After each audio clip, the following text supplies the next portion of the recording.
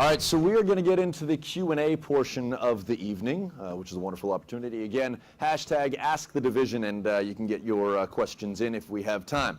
We certainly have a lot of questions already from in-house. We're going to start with a VIP, Brian Haas, who asks, how do you balance authenticity with fun? Something that I think any Clancy game has to deal with, but let's hear about it from the Division. Sure, I can jump in on that one, I guess. It's something that we think about a lot, actually, in the game. Being a Clancy game, the pillars of Clancy being, strategic combat, tech, pushing the limits of tech, tactical combat, working together in a squad, and then wrapping that with an RPG, which generally these games get fantasy, and they kind of push the boundaries of reality in general. So really, for us on the game, we start with research. So is something plausible? Does it make sense? Is it possible? And then from then, we adapt it to how can we use it in the game? How can we push that to be just near future, which is where our game is? And is it fun? And that's kind of the formula. So it's pretty simple, but it always has to start with research. Yeah, there doesn't have to be a contradiction, I think. I mean, many of the things that could happen in reality are quite fun to do. So, you can build a game on that. Well, it looks like there, certainly from what we've seen already, it looks like there's a lot of fun stuff to play with. This question comes from Twitter, David M. Lopez 1. Are there classes in the game? If so, how are they different, important to the team? Yeah, sure. In the Division, we actually don't want to, even though we're an RPG, to front load you as a player with a player class choice. We want that to be a more organic journey that you go on as you see more and more about the game, what it has to offer, and really find a play style that suits you, basically what you think is the most fun. And therefore, we have a very open and dynamic skill system that you progressively unlock as you go through the game, where you can make a lot of choices, but also change your mind. So we think that's really the way to go for us, at least. Yeah, it's flexibility and depth rather than kind of locking you into a role. Because we still want to have that great trinity in group-based games and RPGs in general, where you have people that have a specific function in a group when you're playing together.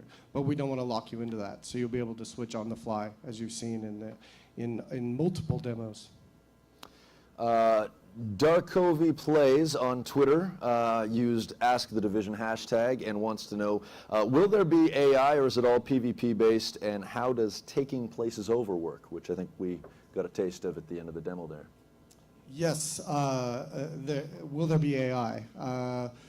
Like enemies? Absolutely. So we've seen a couple of our first factions this year with the thugs and the cleaners, the badass guys with the flamethrowers, which you'll maybe see later. And so absolutely, we need to have kind of the people that you're taking the city back from, kind of organized groups. And then what was the second part?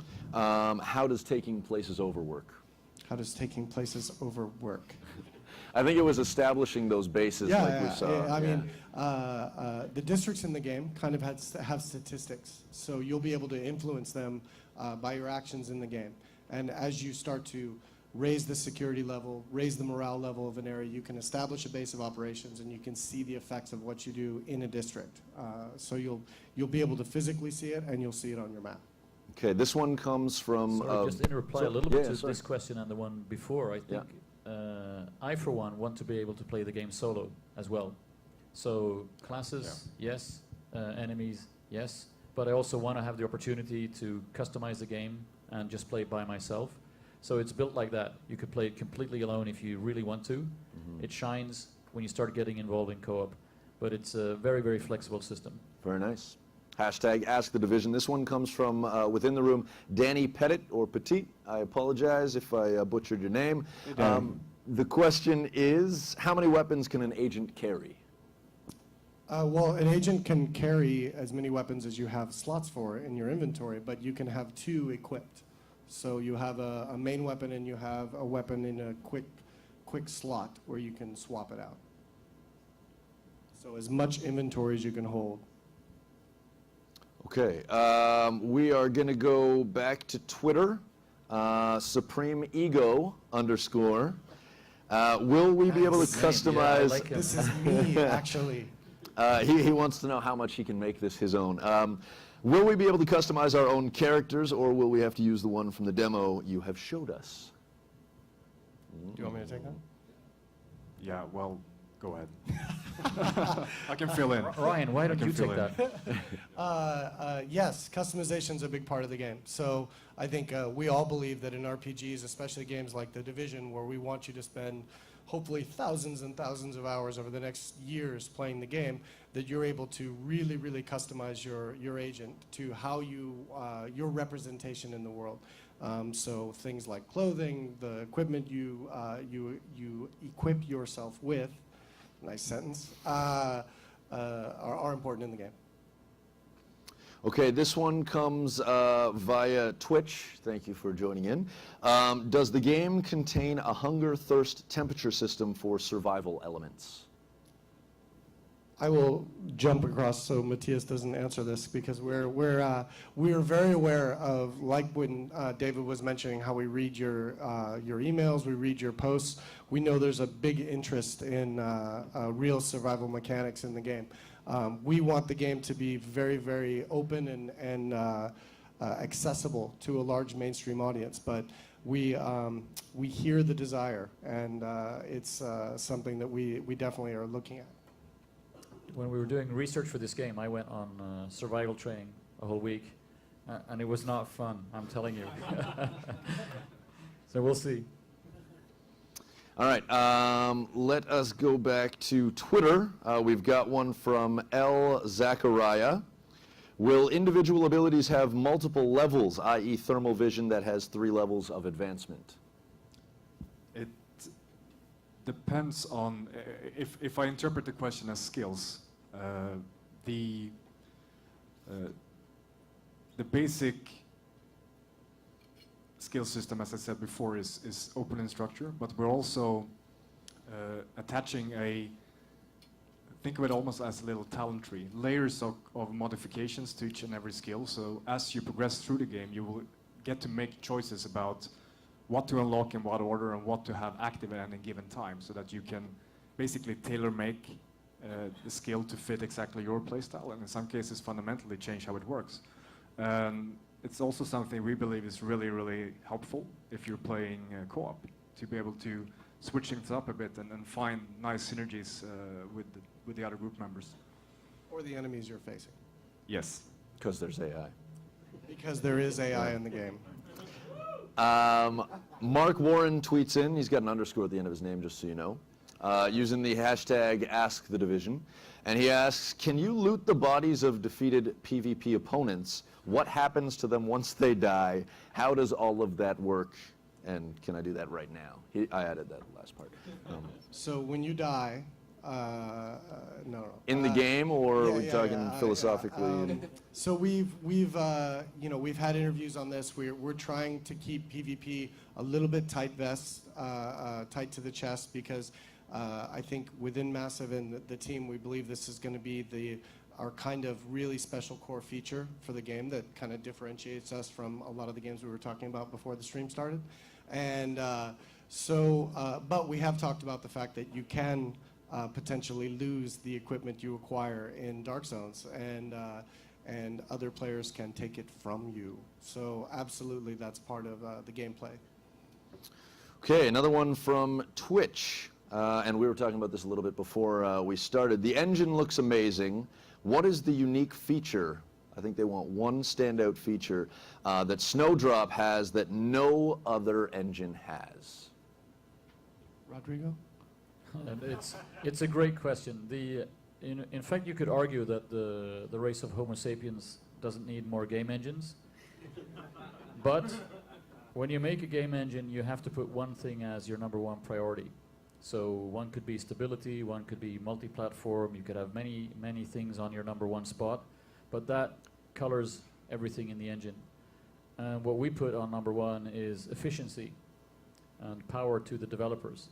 So it's an incredibly powerful and free engine that gives a lot of autonomy and a lot of power to each developer which allows them to be very creative, and they can have an idea in the morning, come to work, have it done before lunch, have it in the game and share it with everybody. So that's incredibly sexy if you have good developers. It's a bit more troublesome if you have junior developers, because we give them the power to create fantastic bugs, very powerful bugs. So that's maybe the drawback. But we've gone for efficiency and autonomy and power to the developers. So that's what Snowdrop is about. And a lot of beauty as well. Akaz writes in on Twitter using hashtag #AskTheDivision. Will enemies and characters be level-based? How can I get an idea of what area is right for my level/gear? All right. Yes, absolutely. We are a progressive level-based game, and so the enemies will also have a level and reflect that. And the way you'll know you're in an area that isn't appropriate is we will kill you. What happens when... But Ryan, what happens when you die? And then when you die. Akaz writes in again, should I stop spamming you with questions, or should you hire me as a suggestions for the game consultant? Speaking to David's earlier point. He should follow us on Facebook and become one of the lucky few that we're going to bring over to Sweden and make you part of the dev team. Yeah. Sebastian Spilker is in the room. VIP. Oh, hey, what's Wow, up? yeah, there he is, dressed up too in the garb. Well done.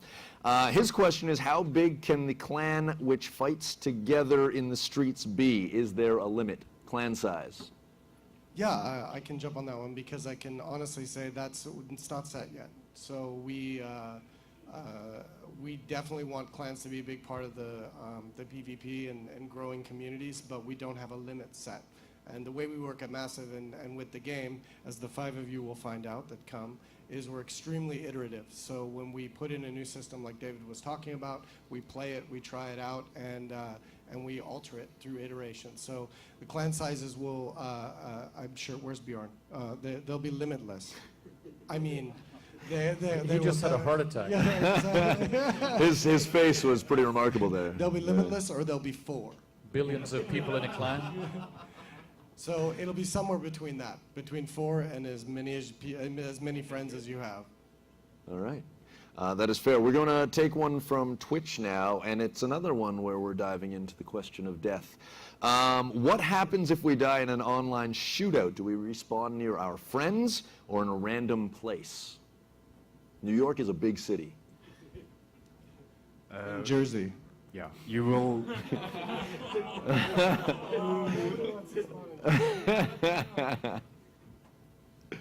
We're of course continuously. I think everything we make in the game we look at through various lenses, and one of them is always co-op. That even though we really want to protect the ability to play alone, we also need to make sure that nothing we do obstructs or inversely affects co-op. So I think this slightly longer answer to that question is that we're continuously looking for what's the best solution for making sure that you get back with your friends as fast as possible without it being game breaking in how easy it is. But as it stands right now, it's going to be not a random location, but not with your teammates. You need to be punished a little bit if you die. But as we saw in the movie, you can also be body revived. Me not being an engineer, I cannot tell you how surprised I was to discover that respawn points is a complete science in itself. It's incredibly advanced, and it's very, very difficult to do it well. It combines many different things, like expectations, psychology, fairness. So it's really, really very complicated. So it's not something that we take lightly. And we're of course going to have the ability for you to spec skills and abilities to revive someone if you're playing in co-op. So I think that's part of the dynamics of the group as well. Senpei01 on Twitter writes, do we have to play with the same people in order to have the same story progress? Absolutely not. Well, so then, are we able to expand on that in terms of, I mean, sure. the way that the game is structured and set up, so if you and I are playing together and we're progressing the story or we're progressing our the events in an area or a district, that progress is shared. So we don't want to punish you for playing with other people. You go back to your own game and you've lost that progress. So anything you do together with other players will be brought back to your universe of the Division. And so would that work in the way of like kind of like a fog of war sort of deal? If you've got New York City and you've done, say, this section with your friend, but you've done this stuff by yourself, your friend hasn't done that, maybe they join you. Like how does that alter your partner's experience? Well, Fog of War is a very specific type of mechanic, and we're not really looking at that. But you will be, I guess, if I were to join your game and you had done progress that I wasn't involved in, then I know I would not have that that progress just gifted to me because I joined your game. Okay. Let's see. Olenberg on Twitter says or asks, how will the clan thingy work? Can we level up as a clan and gain perks or alike? Please see the answer 5 minutes ago. There you go. Mark Howland is a VIP and asks, can you go a little more in depth on the survival aspects of the game? How drastically are skills and other things diminished when you haven't ate or drank anything, and will it be a crucial aspect to questing, raiding, PvP, etc.? Did you get all that? Because I think I probably That's need 9 questions. Yeah, I need to, I think, go through that one as Do you again. want to talk on that, Matthias, or do you want me to take it? Go ahead, please. So the first part, I guess, was maybe wrapped in the survival thing that I hinted at that we really, really like and we're taking seriously and thinking about. But what we wanted to do with food and water and rations or supplies that you find in the game is turn the mechanic and make it positive. So it's still a benefit to you, but you don't die if you don't find food and water, which is a mechanic in a lot of more hardcore type games in this genre. So we want them to be important, and we want you to find them and hold on to them when you get them, but we don't want to punish you for not having them. Oh yeah, yeah, that was a crowd pleaser. 4 people like that. And potentially many more on Twitch as well. Speaking of Twitch, we get another question from our viewers enjoying the live stream and playing to your idea of hardcore. How hardcore is the Division?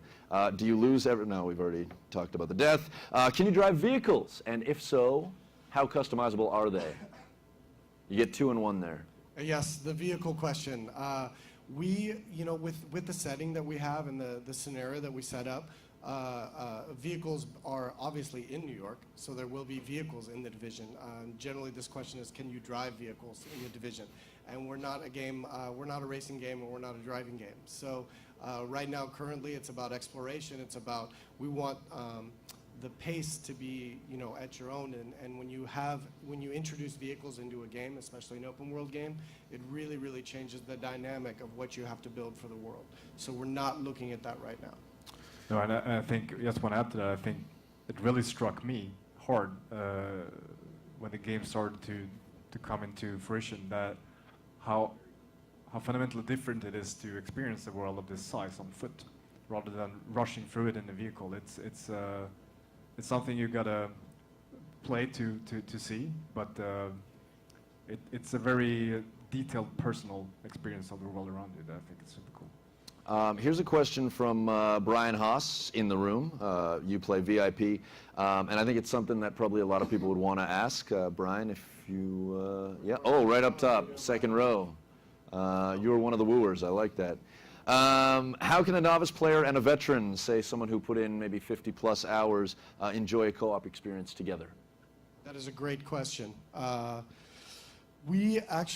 worked on several games in the past that really struggled with that. If you're talking about the level, we're a progression-based game, your level max, and I just started, how do we play together? And we have a lot of different solutions that we're looking at, but I don't have this is what we're doing for the game right now. But we're definitely aware of it. We want everyone to be able to play with anyone they want, and we definitely want people that have been playing the Division for months or years to be able to play with someone who just started. So it's something that we're also taking a lot of time to make sure we get right. All right. I know you've been very hungry to ask a question. Has it been answered yet? Would you like to ask? No, definitely not. demo especially, That's me putting my mic. really Okay. described how the gameplay is. And what I was questioning was, what is the story like? Because I know there's a lot of post-apocalyptic games like, for example, Last of Us, which really exemplified how the story is told. So I was wondering how the story is told in this game, and that if you guys had any focus on this. So that's my question. Absolutely, great question. The short answer is that we want you to experience the story in the game, but the great thing about when Matthias was talking about Echo and how that's going to be important for you in the game, that's how we're solving the kind of the narrative storytelling. It works with multiplayer. It works with different level differences. We can have story elements. We can have elements for the district, clues. So that will be very important in that. But as to finding out what happened and the story, you need to wait. But there's something I think very special with the Division, and that it's not post-apocalyptic. It's not too late. You know, you're just at that moment when everything is about to go to hell, but you can make a difference, and that to me is extremely exciting with the story. So we're actually running short on time, and we've got a lot of questions that we still need to get to. Sorry. From Twitter, Joshio Morer writes through Ask the Division hashtag. Any plan that could keep players playing this game when it's already released? So they already want it. The game isn't out, but they want to know what the post-launch plans are. Excellent. Do you bring up the Excel?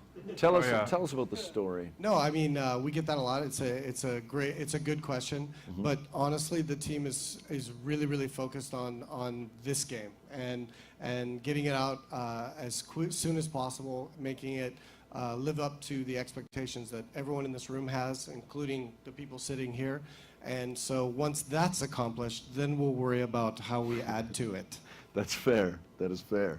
Okay, we've got another question from the Twitch stream. I'm going to basically boil it down, though, to the core idea, which is the curiosity about any potential crafting system. Ada, do you want to take that? Anna's yes. staying quiet, for the record. If you... Actually, crafting is it's close to my heart. I think it's really important in these games. I think it fits our IP. You know, the whole fact that anything in this type of scenario would be important. Doesn't matter what it is. You're going to want to save it and use it for something. So we are making sure it's a lot about like the answer I did with the grouping.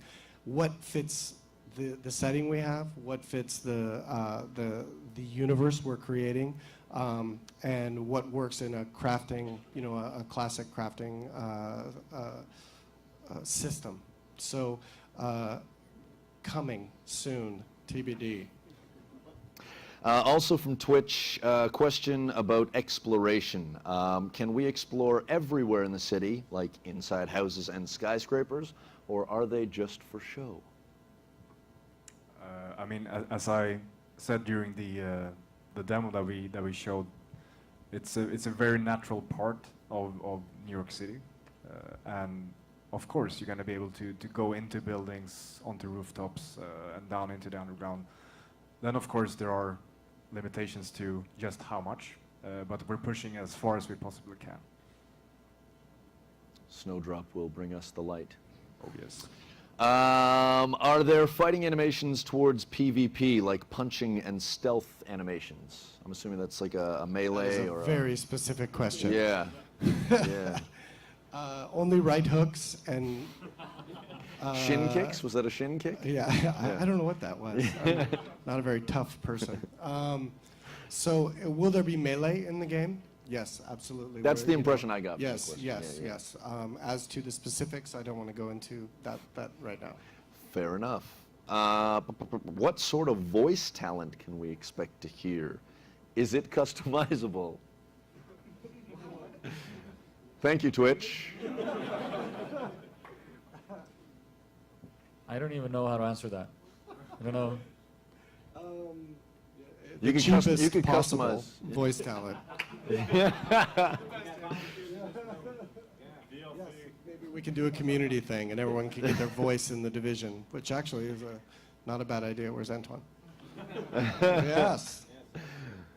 All right. Well, that's pretty much all we have time for at this point. Thank you guys for doing this. Thank you guys for submitting your questions. Thank you to everyone viewing on Twitch. We will be back from the Uplay Lounge. This is Ubisoft Live at E3. Hashtag Uplay Lounge, hashtag Ask the Division was certainly a wonderful success. Gentlemen, thank you very much for taking some time out of this very busy E3 to share some insight into the game. Matthias, David, Ryan, appreciate it so much. Round of applause. All right. Thank you guys in the audience. Thank you everyone for watching the live stream. We'll be back tomorrow morning at 10:30 a.m. Pacific time, and we've got a jam-packed day as far as the Ubisoft content. So once again, live from the Uplay Lounge, I'm Zach Cooper on behalf of Antoine Amon. Great job, buddy, putting this together. Good job, Antoine. Thanks for tuning in. Good night. Good night.